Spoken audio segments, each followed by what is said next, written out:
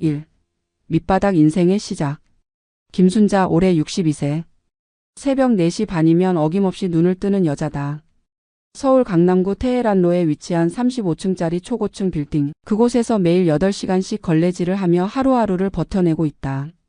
손등에는 세월의 흔적이 깊게 패여 있고 무릎은 오랜 청소로 인해 시퍼렇게 멍이 들어 있다. 하지만 그녀에게는 선택의 여지가 없다. 남편 박철수가 운영하는 작은 철물점의 수입만으로는 도저히 생계를 유지할 수 없기 때문이다. 순자가 이 빌딩에서 일한 지도 벌써 3년째다. 처음에는 그래도 희망이 있었다. 열심히 일하면 언젠가는 인정받을 수 있을 거라고, 나이가 들어도 성실하게 일하는 모습을 보여주면 사람들이 존중해 줄 거라고 믿었다. 하지만 현실은 잔인했다. 빌딩에서 일하는 젊은 직장인들은 그녀를 투명인간 취급했고 관리사무소 직원들은 대놓고 무시했다. 특히 올해 입사한 새로운 관리팀장 정미영은 순자에게 있어서는 그야말로 악마 같은 존재였다. 정미영 34세. 명문대 경영학과를 졸업하고 대기업에서 3년간 근무한 뒤 이곳으로 이직해온 여자다. 키 165cm의 날씬한 몸매에 항상 완벽하게 스타일링된 머리 명품 정장으로 온몸을 감싼 그녀는 순자를 볼 때마다 코를 찌푸렸다. 순자가 청소를 하고 있으면 정미영은 일부러 큰 소리로 동료들에게 말했다. 아줌마들은 정말 답이 없다고, 요즘 시대에 저런 식으로 청소하는 사람들이 있다는 게 신기하다고. 심지어 순자가 화장실 청소를 할 때는 손님들이 오는 앞에서 대놓고 소리를 질렀다. 냄새가 나서 고객들이 불쾌해한다고, 제대로 된 청소를 할 줄 모르냐고. 순자는 그때마다 고개를 숙이고 죄송하다고 말할 수밖에 없었다. 가장 참기 힘든 건 정미영이 다른 직원들 앞에서 순자를 조롱할 때였다. 어느 날은 엘리베이터에서 다른 관리 직원들과 함께 있으면서 이런 말을 했다. 이제 정말 로봇 청소기를 들여와야겠다고, 아줌마들은 효율도 떨어지고 보기에도 좋지 않다고. 그 말을 들은 순자는 가슴이 찢어지는 것 같았지만 아무 말도 할 수 없었다. 이 일자리마저 잃으면 정말로 갈 곳이 없었기 때문이다. 더욱 가혹한 건 빌딩 관리 직원들의 회식 자리에서 벌어진 일이었다. 정미영은 술에 취한 채로 다른 직원들에게 순자의 이야기를 꺼냈다. 이 나이에 청소나 하고 있는 게 정말 불쌍하다면서 교육도 제대로 받지 못한 세대라서 어쩔 수 없다고 했다. 그리고는 모든 직원들이 듣는 앞에서 순자를 부르더니 내일부터는 더 꼼꼼히 청소하라고 지시했다. 순자는 그 자리에서 모든 사람들의 시선을 받으며 서 있을 수밖에 없었고, 몇몇 젊은 직원들은 킬킬대며 웃기까지 했다. 그날 밤 순자는 집에 돌아와서 혼자 화장실에서 울었다. 남편에게도 아들에게도 이런 이야기를 할 수 없었다. 가뜩이나 힘들게 살고 있는 가족들에게 자신 때문에 더 큰 걱정을 끼치고 싶지 않았기 때문이다. 하지만 가슴 깊은 곳에서는 분노와 서러움이 계속해서 끌어올랐다. 언젠가는 이 모든 것을 갚아주고 싶다는 마음이 간절했다. 2. 극한의 굴욕. 순자의 일상은 매일매일이 지옥이었다.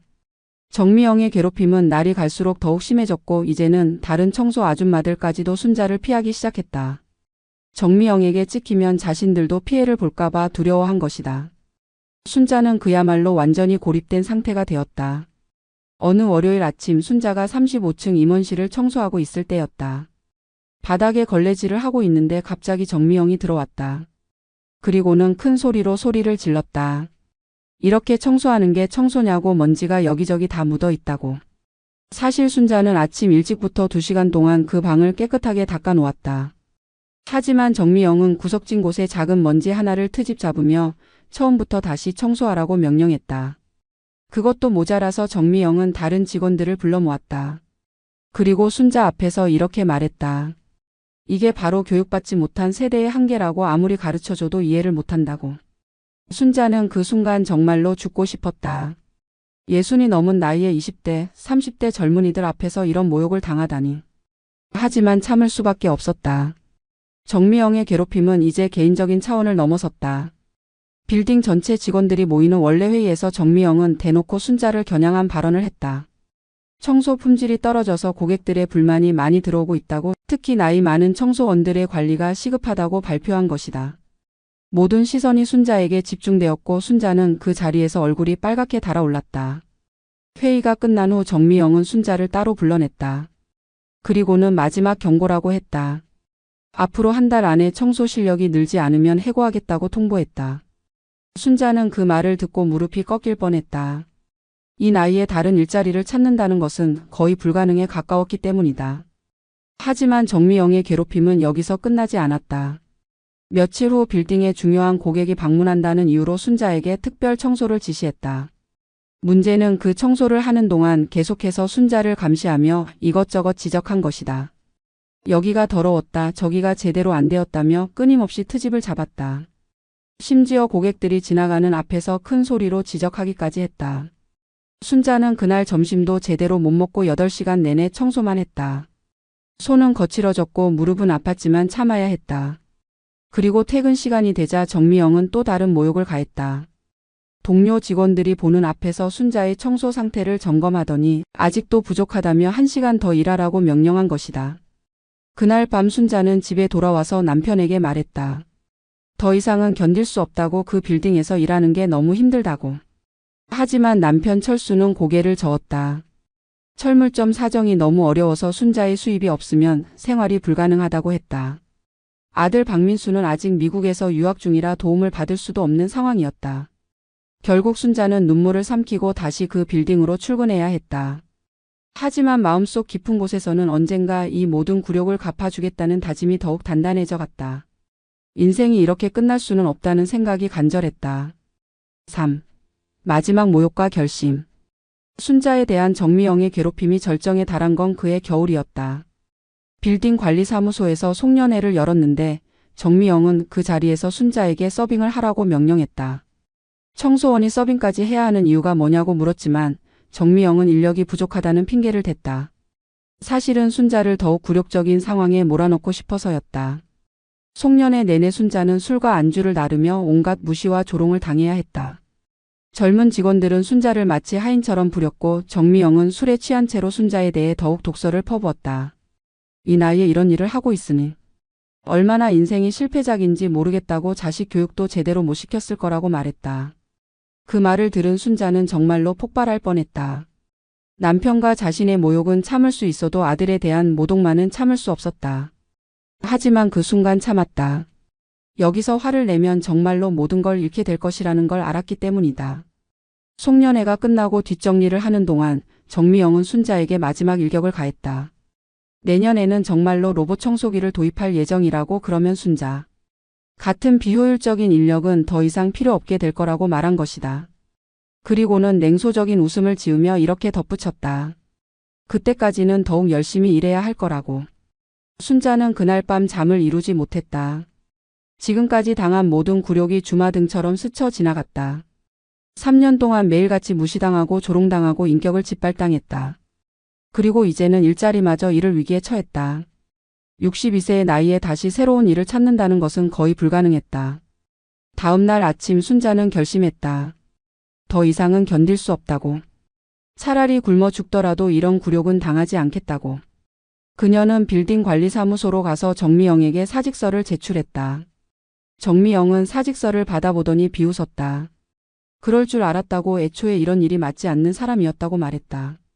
그리고는 마지막으로 이런 말을 덧붙였다.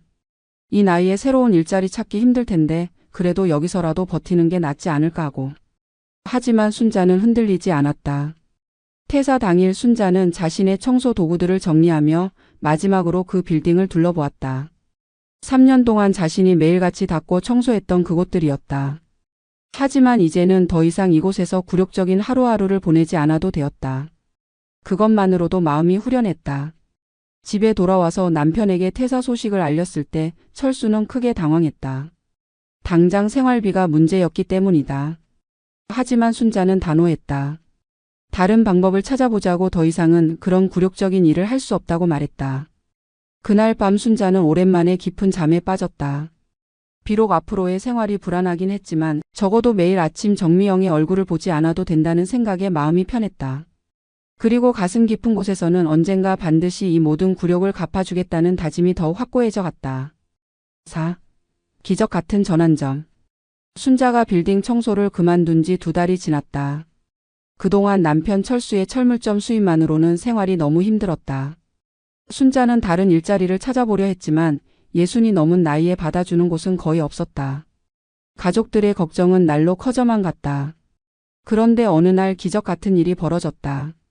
철수가 운영하는 작은 철물점의 대기업 조달팀에서 연락이 온 것이다. 신규 건설 프로젝트에 필요한 철물 자재를 납품해달라는 요청이었다. 처음에는 소량 납품으로 시작되었지만 철수의 성실함과 품질, 관리 능력이 인정받으면서 점점 더 큰 규모의 주문이 들어오기 시작했다. 철수가 납품한 철물 자재의 품질이 워낙 뛰어났기 때문에 대기업 측에서는 장기 계약을 제안해 왔다. 앞으로 3년간 모든 건설 프로젝트에 철물 자재를 독점 공급해달라는 것이었다. 계약 규모만 해도 연간 100억 원이 넘는 엄청난 금액이었다. 하루아침에 철수의 작은 철물점은 지역 최대 규모의 철물 납품 업체가 되었다. 직원도 10명에서 10명으로 늘어났고 창고도 5배 확장해야 했다. 매출은 이전에 20배가 넘었고 순이익만으로도 월 수억 원이 들어왔다. 순자는 이 모든 상황이 꿈만 같았다. 불과 몇 달 전까지만 해도 빌딩에서 걸레질을 하며 온갖 굴욕을 당했었는데 이제는 억대 부자가 되어버린 것이다. 철수는 순자에게 미안하다고 했다. 그동안 고생시켜서 죄송하다고 이제는 다시는 그런 힘든 일 안 해도 된다고 말했다. 더욱 놀라운 소식은 미국에서 유학 중이던 아들 민수에게서 들려왔다. 민수가 하버드 경영대학원을 최우수 성적으로 졸업하게 되었다는 것이었다. 그뿐만 아니라 미국의 유명 투자회사에서 스카우트 제의도 들어왔다고 했다. 하지만 민수는 고향으로 돌아와서 아버지의 사업을 도와주겠다고 결심했다. 민수가 한국으로 돌아온 것은 그의 봄이었다. 3년간의 유학 생활로 더욱 성숙해진 아들을 보면서 순자는 눈물이 났다. 하버드에서 경영학을 전공한 민수의 합류로 철물점은 더욱 체계적이고 전문적인 기업으로 성장할 수 있었다. 민수는 최신 경영 기법을 도입해서 효율성을 극대화했고 해외 바이어들과의 직접 거래도 성사시켰다. 1년 만에 박철수의 철물 회사는 코스닥에 상장할 정도로 성장했다. 회사 가치만 해도 수천억 원에 달했고 박씨 일가는 하루아침에 재벌 반열에 오르게 되었다. 순자는 이제 더 이상 남의 눈치를 보며 살 필요가 없었다. 고급 아파트로 이사를 갔고 외제차도 몇 대씩 샀다. 하지만 무엇보다 순자를 기쁘게 만든 건 사람들의 태도 변화였다. 예전에 자신을 무시하던 사람들이 이제는 극존칭을 쓰며 인사를 했다. 동네 상인들도 은행 직원들도 심지어 관공서 공무원들까지도 순자를 보면 허리를 90도로 숙이며 인사했다. 돈의 힘이 이렇게 무서운 것이라는 걸 절실히 깨달았다. 순자는 그동안 당했던 모든 굴욕을 생각하며 다짐했다. 이제는 자신이 당할 차례가 아니라 당하게 할 차례라고. 특히 정미영에게는 반드시 복수를 하겠다고 마음먹었다. 하지만 그때는 아직 기회가 오지 않았다. 순자는 참을성 있게 기다렸다. 운명적인 재회. 순자네 가족이 부자가 된 지 2년이 흘렀다. 이제 박철수의 회사는 국내 철물업계 1위 기업이 되었고 해외 진출도 활발히 추진하고 있었다. 아들 민수는 회사의 대표이사가 되어 탁월한 경영 능력을 발휘하고 있었다. 키도 크고 잘생긴 데다가 하버드 출신의 재벌 2세까지 그야말로 대한민국 최고의 신랑감이었다. 그런 민수에게 여자친구가 생겼다는 소식이 들려왔다. 민수는 부모님께 여자친구를 소개해드리고 싶다고 했다. 순자는 기뻤다. 훌륭한 아들이 좋은 여자를 만났다면 당연히 환영할 일이었다. 어떤 집안의 딸인지 어떤 일을 하는지 궁금했지만 민수가 직접 데려와서 소개하겠다고 하니 기다리기로 했다. 약속된 날 민수는 여자친구와 함께 집으로 찾아왔다. 순자는 현관문을 열면서 밝은 미소를 지었다. 하지만 그 순간 순자의 얼굴에서 미소가 사라졌다. 민수의 여자친구로 나타난 여자는 다름 아닌 정미영이었기 때문이다. 정미영 역시 순자의 얼굴을 보는 순간 완전히 얼어붙었다. 얼굴이 하얗게 질려가면서 식은땀이 흘러내렸다. 3년 전 자신이 그토록 무시하고 괴롭혔던 그 청소. 아줌마가 지금 자신의 남자친구 어머니로 서 있는 것이었다. 민수는 이상한 분위기를 눈치채지 못하고 밝게 소개했다. 어머니, 제 여자친구 정미영입니다. 미영아, 우리 어머니셔. 하지만 두 여자는 아무 말도 할 수 없었다. 순자는 차갑게 정미영을 바라보았고 정미영은 떨리는 목소리로 간신히 인사말을 꺼냈다. 안녕하세요. 어머님. 순자는 아무렇지 않은 듯 집 안으로 들어가라고 했다. 하지만 그녀의 마음속에서는 복수의 불꽃이 활활 타오르고 있었다. 하늘이 자신에게 기회를 준 것이다. 그토록 자신을 무시하고 괴롭혔던 정미영이 이제 자신에게 무릎 꿇고 빌어야 하는 상황이 된 것이다. 저녁 식사 자리에서 민수는 정미영에 대해 자랑스럽게 이야기했다. 명문대 출신의 대기업 경력도 있고 똑똑하고 능력 있는 여자라고 했다. 하지만 순자는 차갑게 듣고만 있었다. 정미영은 내내 고개를 숙이고 있었는데 순자의 시선이 무서워서 제대로 고개도 들지 못했다. 식사가 끝나고 민수가 잠시 화장실에 간 사이 순자와 정미영은 단둘이 남게 되었다. 순자는 조용한 목소리로 말했다. 그때 생각나니? 내가 빌딩에서 청소할 때 내가 뭐라고 했는지 기억하니? 정미영은 떨리는 목소리로 대답했다. 어머님, 죄송합니다.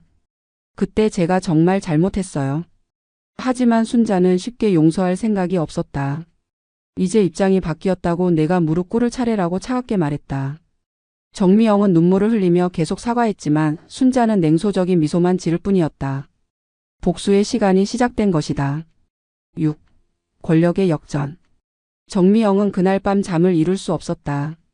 민수와의 결혼을 꿈꾸며 행복해하던 것도 잠시 이제 모든 것이 물거품이 될 수 있는 상황이었다.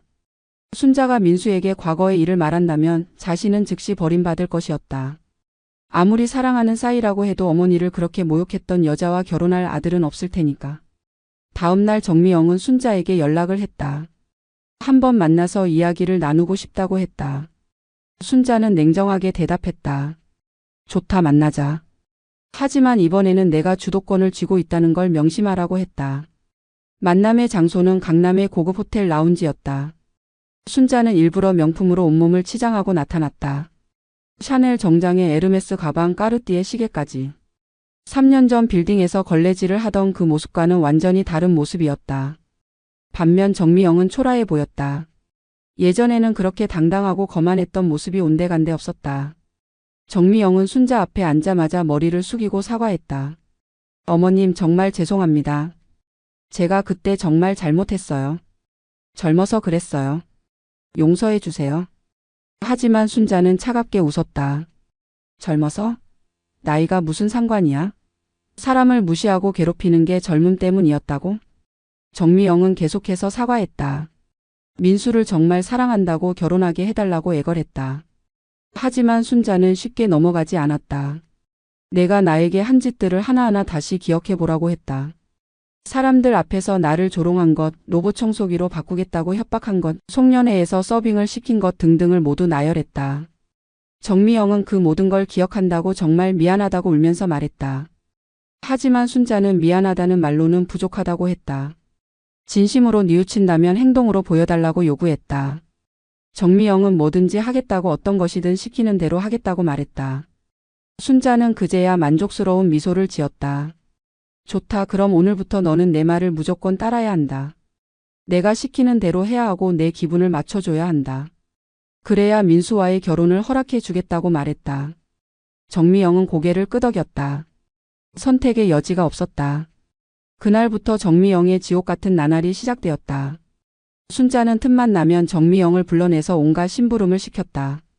백화점에서 쇼핑할 때도 짐을 들게 하고 미용실에 갈 때도 따라와서 기다리게 했다. 예전에 순자가 당했던 모든 굴욕을 그대로 되돌려주기 시작한 것이다. 가장 굴욕적인 건 순자의 집에서 벌어진 일이었다. 어느 날 순자는 정미영을 집으로 불러서 청소를 시켰다. 그래, 내가 그렇게 청소에 대해 잘 안다고 했으니 한번 해보라고 했다. 정미영은 무릎을 꿇고 걸레질을 해야 했다. 명문대를 나오고 대기업에서 일했던 그녀가 이제는 청소를 하고 있는 것이다. 순자는 정미영이 청소하는 모습을 보면서 차가운 시선으로 지켜봤다. 여기가 더 더럽다, 저기를 다시 닦아라, 이렇게 하는 게 청소냐며 끊임없이 지적했다. 3년 전 정미영이 자신에게 했던 그 말들을 그대로 되돌려주는 것이었다. 정미영은 눈물을 흘리면서도 참고 견뎠다. 민수를 잃을 수는 없었기 때문이다. 7. 달콤한 복수의 시작. 순자의 복수는 날이 갈수록 더욱 정교하고 잔인해졌다. 정미영이 민수와 결혼하기를 간절히 원한다는 것을 알고 있었기 때문에 그 약점을 최대한 활용했다. 정미영은 순자의 모든 요구를 들어줄 수밖에 없는 상황이었다. 어느 주말 순자는 정미영을 데리고 백화점 쇼핑을 나갔다. 하지만 이건 보통 쇼핑이 아니었다.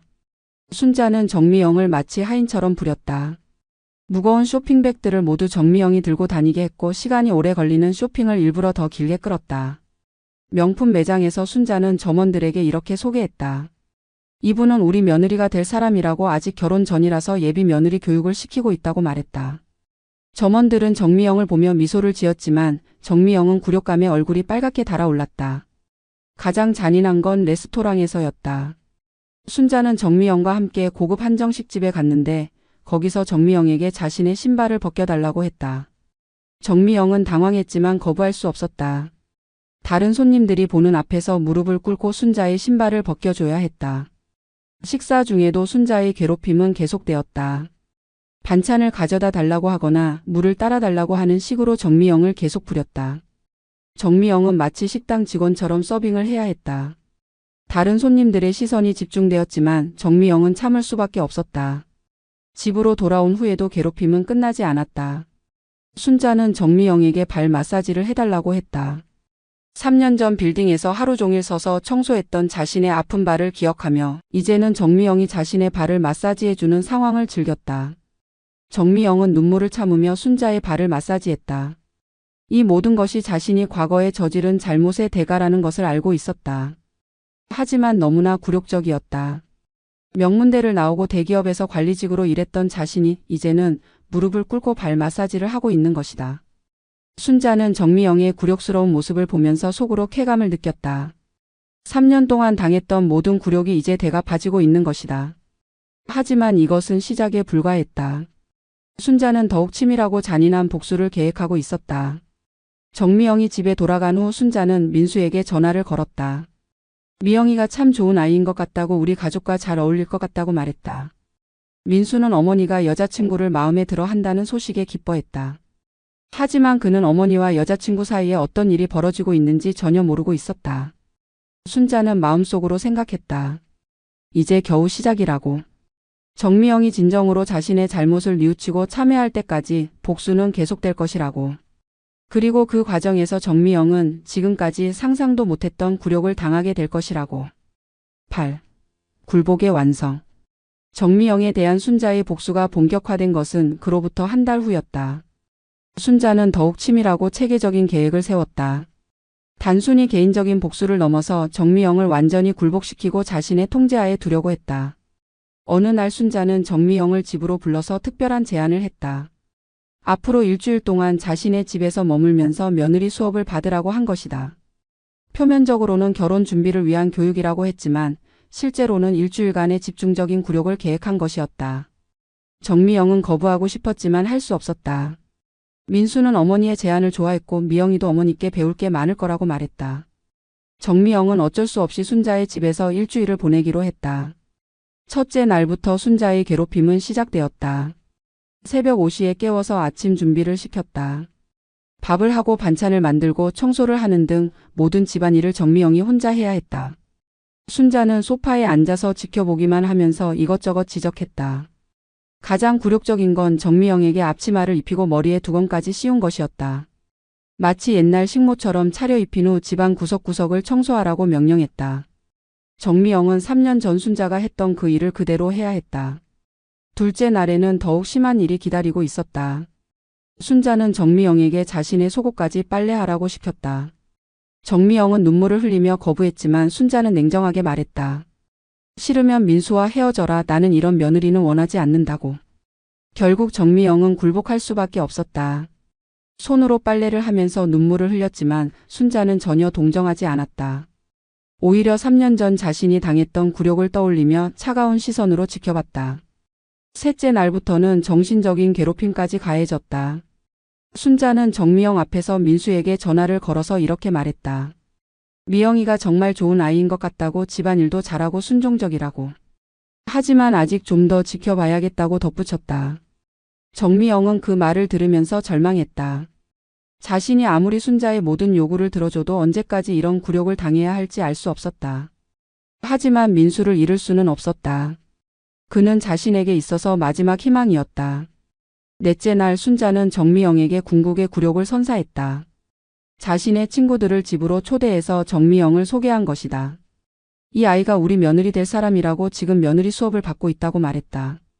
그리고는 정미영에게 친구들에게 차를 대접하라고 시켰다. 정미영은 앞치마를 두른 채로 순자의 친구들에게 차와 과자를 대접해야 했다. 친구들은 정미영을 보면서 이런저런 품평을 했다. 얼굴은 예쁘게 생겼는데 좀 말라 보인다거나 집안일은 잘하는 것 같다는 식으로 말이다. 정미영은 그 모든 말을 들으면서 굴욕감에 몸이 떨렸다. 일주일이 끝날 무렵 정미영은 완전히 굴복한 상태가 되었다. 순자의 말이라면 무엇이든 따르는 순종적인 모습으로 변해 있었다. 순자는 그런 정미영을 보면서 만족스러워했다. 3년간의 굴욕이 마침내 완전히 복수된 것 같았다. 9. 최후의 굴욕의식. 일주일간의 며느리 수업이 끝난 후 순자는 정미영에게 마지막 시험을 제안했다.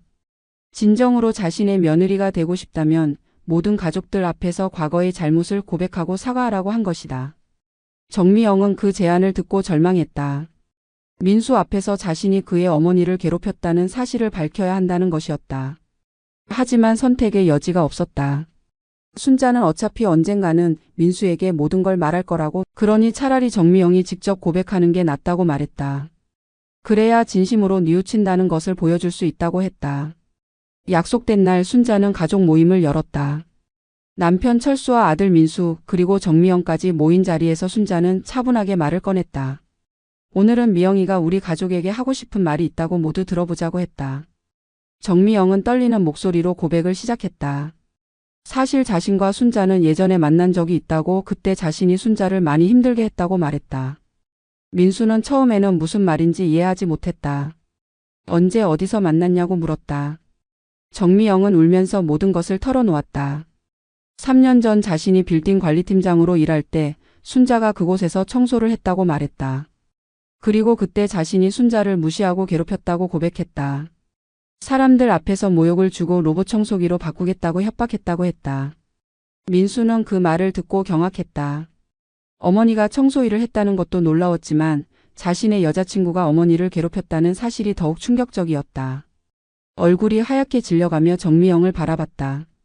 정미영은 계속해서 사과했다. 그때 정말 잘못했다고, 젊어서 그랬다고, 이제는 완전히 달라졌다고 말했다. 그리고 순자의 발 앞에 무릎을 꿇고 머리를 조아리며 용서를 빌었다. 순자는 그런 정미영을 내려다보며 차갑게 말했다. 사과하는 것만으로는 부족하다고 진정한 참회를 보여달라고 했다. 그리고는 정미영에게 자신의 발에 입맞춤을 하라고 명령했다. 정미영은 그 말을 듣고 충격을 받았다. 아무리 그래도 이건 너무 과한 것 같다고 말했다. 하지만 순자는 단호했다. 진정으로 뉘우친다면 이 정도는 할 수 있어야 한다고, 싫으면 민수와 헤어지라고 했다. 민수는 어머니의 말에 당황했다. 아무리 그래도 이건 너무 심한 것 같다고 말했다. 하지만 순자는 아들에게 단호하게 말했다. 내가 모르는 게 있다고, 이 여자가 나에게 한 짓이 어떤 것인지 알면 이 정도는 약한 거라고 했다. 결국 정미영은 굴복했다. 민수를 잃을 수는 없었기 때문이다. 온 가족이 보는 앞에서 순자의 발에 무릎을 꿇고 입맞춤을 했다. 그 순간 순자는 완전한 승리감을 느꼈다. 3년간 당했던 모든 굴욕이 마침내 완전히 갚아진 것이다. 하지만 이것이 끝이 아니었다. 순자는 정미영에게 마지막 조건을 제시했다. 앞으로 결혼 후에도 자신에게 절대 복종해야 한다고, 그래야 진정한 며느리로 인정해 주겠다고 말했다. 정미영은 고개를 끄덕일 수밖에 없었다. 10. 새로운 질서. 정미영의 완전한 굴복 이후 순자는 마침내 만족감을 느꼈다. 3년간 당했던 모든 굴욕과 모욕이 완전히 갚아진 것 같았다. 하지만 복수는 여기서 끝나지 않았다. 순자는 이제 정미영을 완전히 자신의 통제하에 두고 새로운 권력 질서를 확립하려고 했다.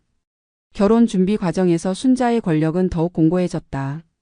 웨딩드레스부터 결혼식장까지 모든 것을 순자가 결정했다. 정미영은 자신의 의견을 말할 권리조차 없었다. 순자가 정해준 대로 따라야 할 뿐이었다. 결혼식 당일 정미영은 화려한 웨딩드레스를 입고 있었지만 마음은 착잡했다. 이것이 정말 자신이 꿈꿔왔던 결혼인지 의문이 들었다. 하지만 이미 돌이킬 수 없는 상황이었다. 순자의 말에 따라 살아가는 것이 자신의 운명이 되었다. 신혼여행에서 돌아온 후 정미영과 민수는 순자의 집 근처에 집을 구했다. 순자의 강력한 권유였다. 며느리는 시어머니 가까이에서 살면서 효도해야 한다는 것이었다. 정미영은 거부하고 싶었지만 할 수 없었다. 결혼 후의 일상도 순자의 통제하에 있었다. 정미영은 매일 아침 시어머니에게 안부 인사를 드려야 했고 저녁에는 하루 있었던 일을 보고해야 했다. 마치 회사에서 상사에게 보고하는 것처럼 말이다. 주말에는 반드시 시어머니 집에 가서 집안일을 도와야 했다. 청소, 빨래, 요리 등 모든 일을 정미영이 했다. 순자는 소파에 앉아서 지켜보기만 하면서 이것저것 지적했다. 예전에 빌딩에서 자신이 당했던 것처럼 말이다. 가장 굴욕적인 건 순자의 친구들이 놀러 왔을 때였다. 정미영은 반드시 나와서 인사를 드리고 차와 과자를 대접해야 했다. 친구들은 정미영을 보면서 순자가 며느리 교육을 잘 시켰다며 칭찬했다. 순자는 그런 칭찬을 들으며 흐뭇해했다. 때로는 순자가 일부러 정미영을 난처하게 만들기도 했다. 민수가 있는 앞에서 정미영에게 과거의 일을 언급하며 그때보다 많이 달라졌다고 말했다. 정미영은 그때마다 얼굴이 빨갛게 달아오르면서 고개를 숙였다. 정미영의 직장 생활도 순자의 감시하에 있었다. 순자는 정미영이 어떤 일을 하는지 누구와 만나는지까지 모두 알고 싶어 했다. 정미영은 마치 감시받는 죄인처럼 느껴졌다. 하지만 정미영은 참아야 했다. 이미 민수와 결혼했고 이혼할 생각은 없었다. 민수는 좋은 남편이었고 순자만 아니라면 행복한 결혼 생활을 할 수 있었다. 하지만 순자는 절대 물러나지 않았다. 점점 정미영은 순자의 말에 익숙해져 갔다. 처음에는 굴욕적이고 억울했지만 시간이 지나면서 그냥 받아들이게 되었다. 이것이 자신의 운명이고 과거의 잘못에 대한 대가라고 생각하며 체념했다. 순자는 그런 정미영을 보면서 완전한 승리감을 느꼈다.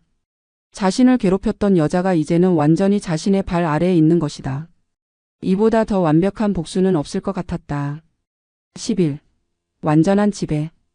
결혼한 지 1년이 지났을 무렵 순자의 정미영에 대한 지배는 더욱 완벽해졌다. 정미영은 이제 순자의 허락 없이는 아무것도 할 수 없는 상태가 되었다. 친구들과의 만남도 쇼핑도 심지어 머리를 자르는 것까지도 순자의 허락을 받아야 했다.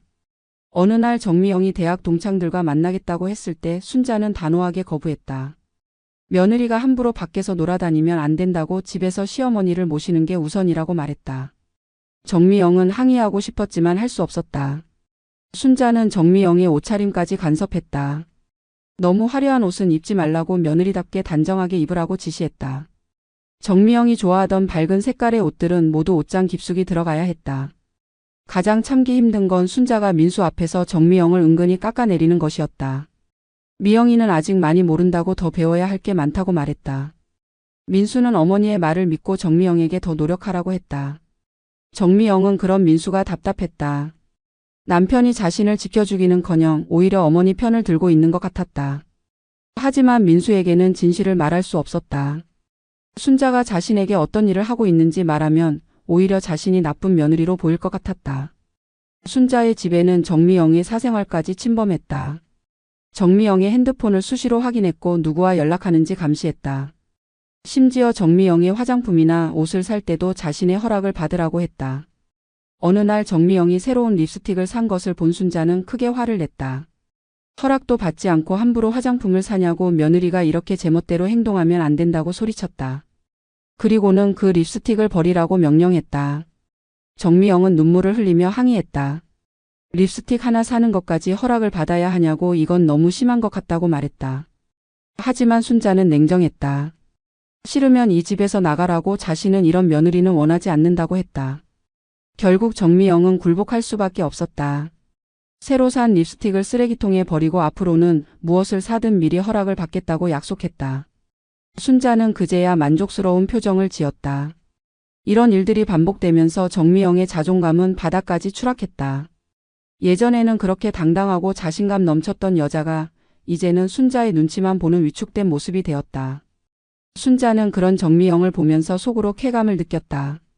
때로는 순자가 정미영을 친정 부모님께 데리고 가기도 했다. 그리고 거기서 정미영이 얼마나 순종적이고 효심이 깊은지 자랑했다. 정미영의 부모님은 딸이 좋은 시어머니를 만났다며 안심했다. 하지만 그들은 딸이 실제로 어떤 고통을 당하고 있는지 전혀 모르고 있었다. 순자의 지배력은 정미영의 직장에까지 미쳤다. 정미영이 야근을 하거나 회식에 참여할 때면 반드시 순자에게 미리 허락을 받아야 했다. 동료들은 정미영이 시어머니께 효도를 잘한다며 감탄했지만 정미영은 그런 칭찬이 오히려 더 괴로웠다. 어느 날 정미영의 직장 상사가 중요한 프로젝트를 맡기려고 했을 때 순자는 거부하라고 명령했다. 며느리가 너무 바쁘게 일하면 집안일을 소홀히 하게 된다는 것이었다. 정미영은 그 기회를 놓치고 싶지 않았지만 순자의 명령을 거역할 수 없었다. 결국 정미영은 상사에게 그 프로젝트를 맡을 수 없다고 말했다. 상사는 당황했지만 정미영의 사정을 이해한다며 아쉬워했다. 정미영은 그 순간 자신의 꿈과 야망이 완전히 꺾이는 것을 느꼈다. 집에 돌아온 정미영은 홀로 화장실에서 울었다. 이렇게 살아야 하는 자신의 인생이 너무나 비참했다. 하지만 어떻게 할 방법이 없었다. 순자의 지배에서 벗어날 길은 보이지 않았다. 12. 절망의 나날. 정미영의 삶은 완전히 순자의 통제하에 놓여 있었다. 아침에 눈을 뜨는 순간부터 밤에 잠들 때까지 모든 것이 순자의 허락을 받아야 하는 일들이었다. 정미영은 점점 자신이 누구인지조차 잊어가고 있었다. 어느 날 정미영은 우연히 옛 동료를 만났다. 그 동료는 정미영을 보고 깜짝 놀랐다. 예전에 활기차고 자신감 넘치던 모습과는 완전히 다른 모습이었기 때문이다. 정미영은 초췌하고 위축된 모습으로 변해 있었다. 동료가 어떻게 지내느냐고 물었을 때 정미영은 그냥 잘 지낸다고 대답할 수밖에 없었다. 하지만 마음속으로는 울고 싶었다. 자신의 현실을 누구에게도 말할 수 없는 상황이 너무나 절망적이었다. 집에 돌아가는 길에 정미영은 과거를 떠올렸다. 3년 전 자신이 순자에게 했던 일들이 주마등처럼 스쳐 지나갔다. 그때는 정말 아무 생각 없이 한 행동들이었는데 이렇게 큰 대가를 치르게 될 줄은 몰랐다. 순자의 괴롭힘은 날이 갈수록 더욱 정교해졌다. 이제는 단순히 집안일을 시키는 수준을 넘어서 정미영의 정신까지 지배하려고 했다. 정미영이 무슨 생각을 하는지 무엇을 원하는지까지 통제하려고 했다. 어느 날 순자는 정미영에게 일기를 쓰라고 명령했다. 매일 있었던 일과 자신의 생각을 솔직하게 적으라고 했다. 그리고 그 일기를 매일 밤 자신에게 보여주라고 했다. 정미영은 그것이 또 다른 감시와 통제의 수단이라는 것을 알았지만 거부할 수 없었다. 일기를 통해 순자는 정미영의 내면까지 들여다봤다. 정미영이 어떤 것에 불만을 가지고 있는지, 무엇을 원하는지 모두 파악했다. 그리고 그런 욕구들을 하나하나 차단해 나갔다. 정미영이 친구와 만나고 싶어 한다는 것을 알면 더욱 엄격하게 외출을 금지했고 새로운 옷을 사고 싶어 한다는 것을 알면 용돈을 줄였다.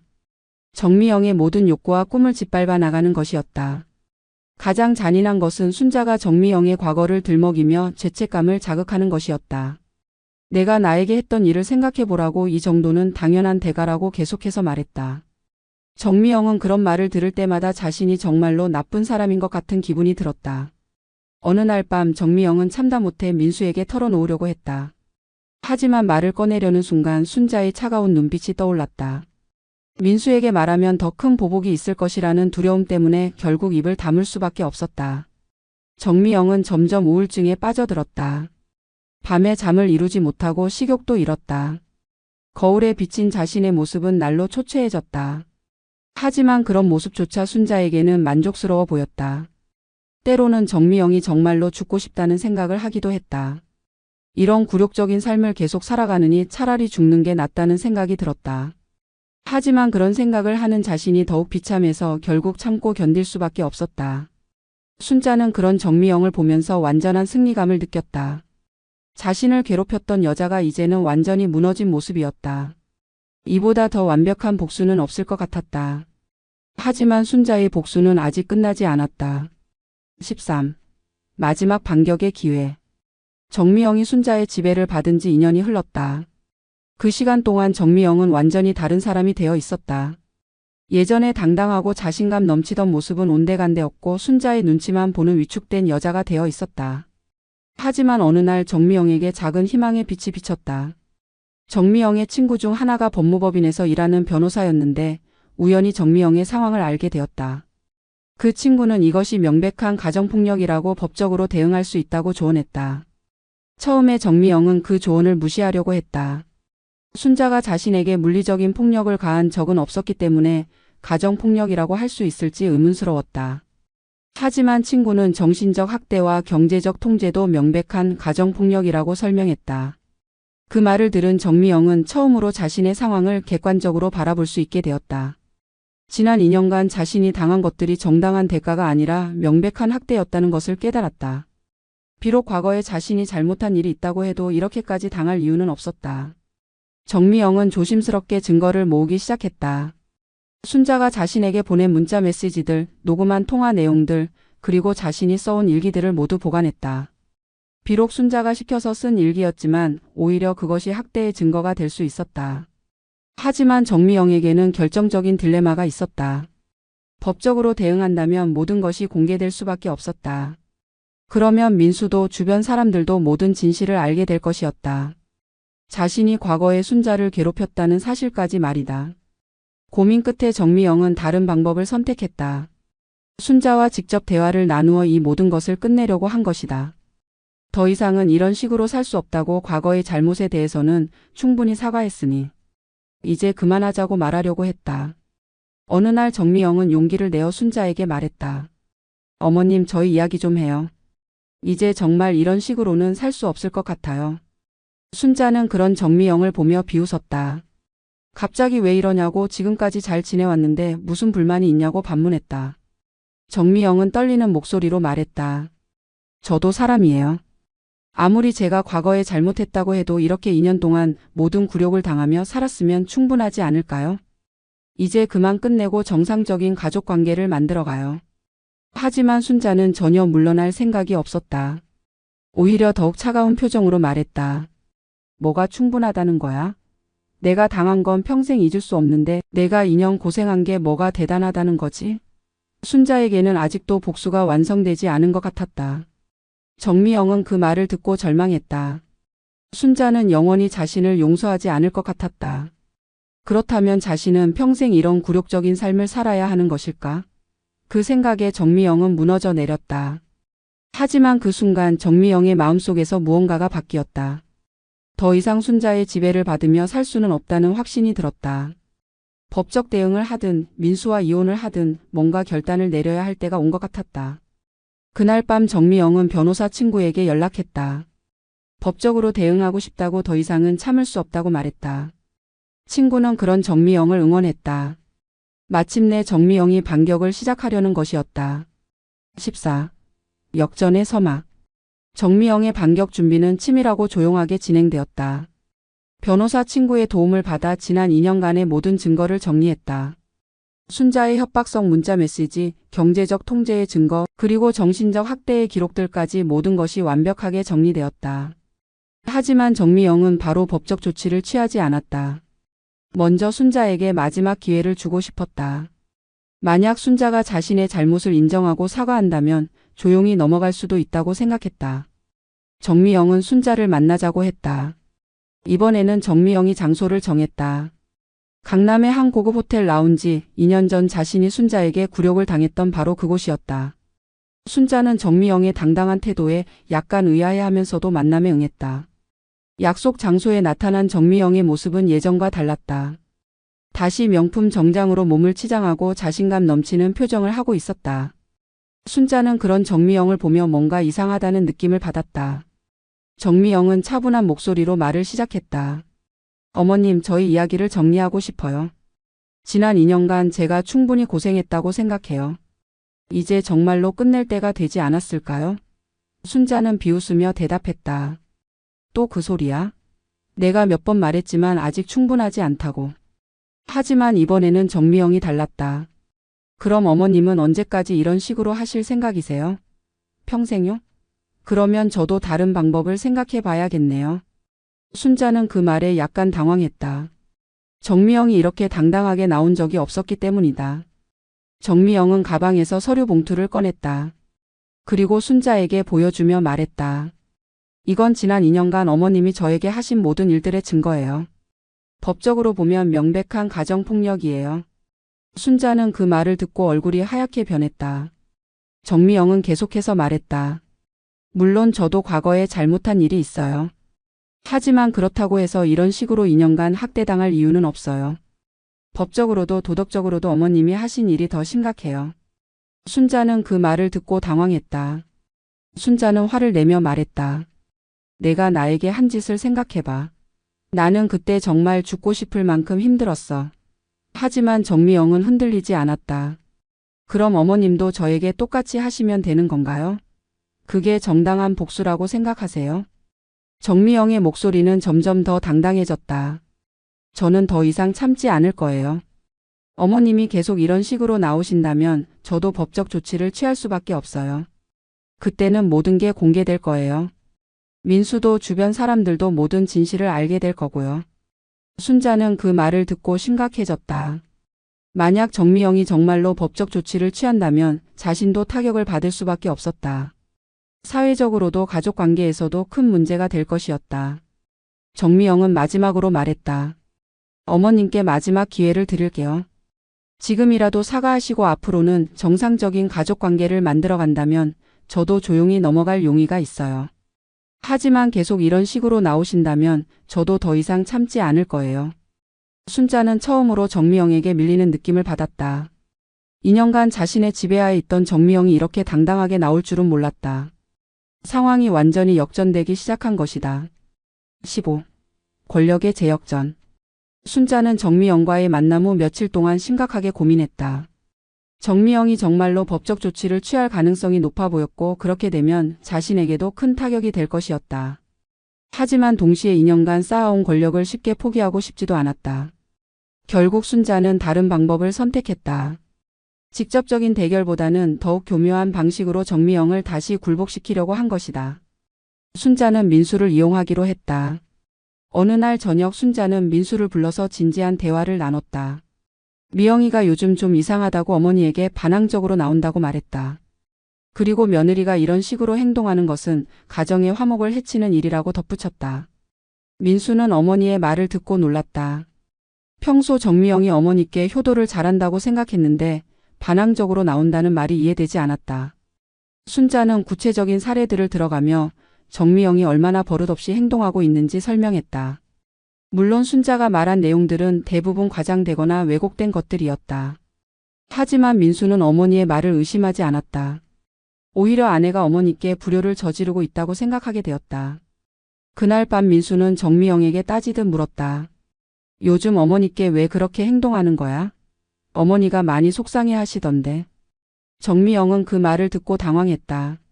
자신이 어떤 잘못된 행동을 했다는 것인지 이해할 수 없었다. 정미영은 민수에게 진실을 말하려고 했다. 하지만 막상 입을 열려고 하니 말이 나오지 않았다. 어머니가 자신에게 2년간 어떤 일을 했는지 그리고 자신이 과거에 어머니에게 어떤 잘못을 했는지까지 모든 것을 설명해야 했다. 결국 정미영은 아무 말도 할 수 없었다. 민수는 그런 정미영을 보며 더욱 화가 났다. 변명도 제대로 하지 못한다고 정말로 어머니께 잘못한 일이 있는 것 같다고 말했다.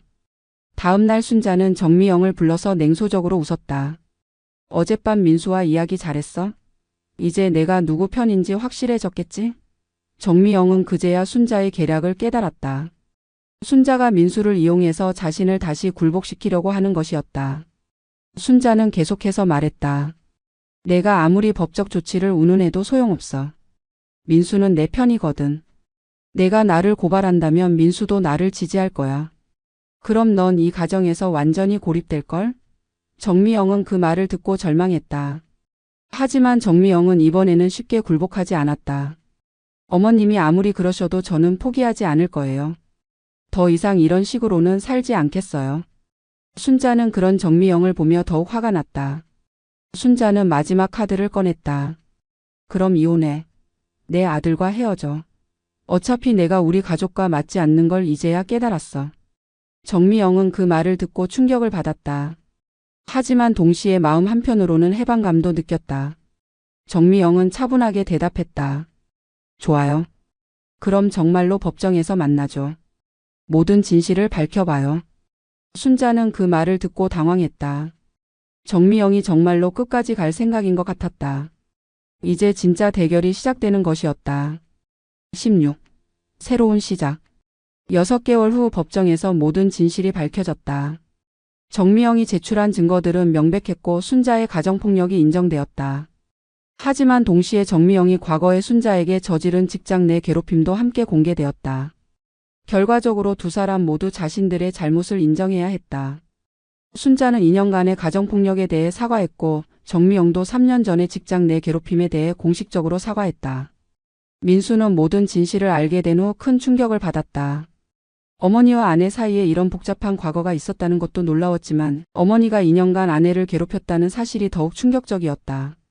하지만 동시에 아내도 과거에 어머니를 괴롭혔다는 사실을 알고 복잡한 심정이 되었다. 법정 판결 후 세 사람은 각자의 길을 걸어가기로 했다. 정미영과 민수는 결국 이혼을 선택했다. 너무 많은 상처와 오해가 쌓여서 정상적인 부부 관계를 회복하기는 어려웠기 때문이다. 하지만 서로를 원망하지는 않았다. 다만 운명이 그렇게 흘러간 것이라고 받아들였다. 순자는 처음으로 자신의 복수가 얼마나 잘못된 것이었는지 깨달았다. 물론 정미영이 과거에 자신을 괴롭힌 것은 사실이었다. 하지만 그렇다고 해서 2년간 그보다 더한 괴롭힘을 가하는 것이 정당화될 수는 없었다. 복수는 복수를 낳을 뿐이라는 진리를 뼈저리게 깨달았다. 정미영은 새로운 삶을 시작했다. 이번 일을 통해 자신이 과거에 얼마나 잘못된 행동을 했는지 깨달을 수 있었다. 다른 사람을 무시하고 괴롭히는 것이 얼마나 큰 상처를 주는지, 그리고 그것이 어떤 결과를 낳는지 몸소 체험했다. 앞으로는 절대로 그런 일을 반복하지 않겠다고 다짐했다. 몇 년이 흘러 정미영은 작은 사회복지단체에서 일하게 되었다. 주로 직장 내 괴롭힘 피해자들을 상담하고 도와주는 일을 했다. 자신의 경험을 바탕으로 피해자들의 마음을 이해하고 공감할 수 있었다. 그리고 동시에 가해자들에게도 변화의 기회를 주려고 노력했다. 순자도 변했다. 자신이 운영하는 회사에서 직원들에 대한 복지를 대폭 개선했다. 특히 청소 직원들과 보안 직원들처럼 소외되기 쉬운 직종의 사람들을 더욱 배려했다.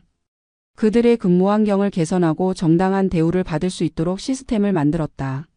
어느 날 순자는 우연히 예전에 자신이 일했던 그 빌딩을 지나가게 되었다. 그곳에서는 여전히 많은 청소 아줌마들이 열심히 일하고 있었다. 순자는 그들을 보며 과거의 자신을 떠올렸다. 그리고 그때의 서러움과 분노 그리고 복수심까지 모든 것을 이해할 수 있었다. 하지만 이제는 다른 생각을 했다. 복수는 결코 진정한 해결책이 될 수 없다는 것을, 상처는 상처로 갚는 것이 아니라 치유로 극복해야 한다는 것을 깨달았다.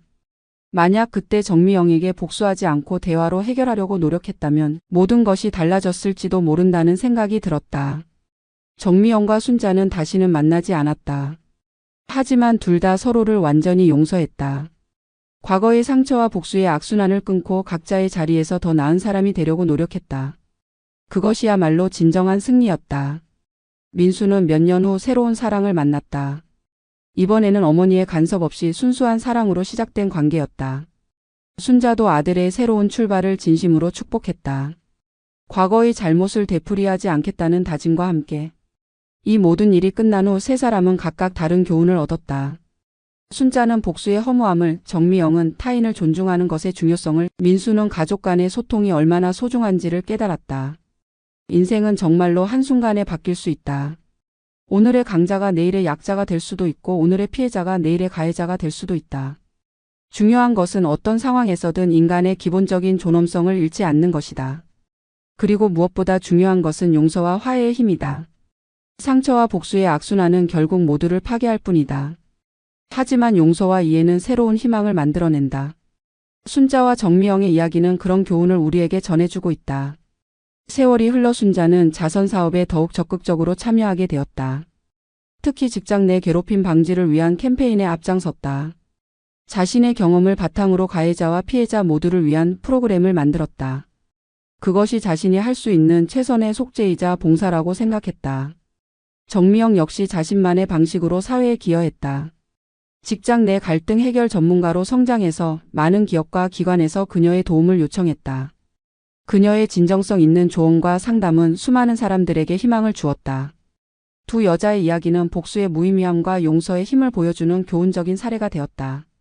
그들의 경험은 많은 사람들에게 깊은 감동과 깨달음을 주었고 더 나은 사회를 만들어가는 작은 밑거름이 되었다. 결국 진정한 승리는 상대를 굴복시키는 것이 아니라 자신을 성장시키고 더 나은 사람이 되는 것이었다. 순자와 정미영은 그 진리를 깨달았고 그들의 삶은 그 후로 완전히 달라졌다. 이것이야말로 진정한 인생의 역전이었다.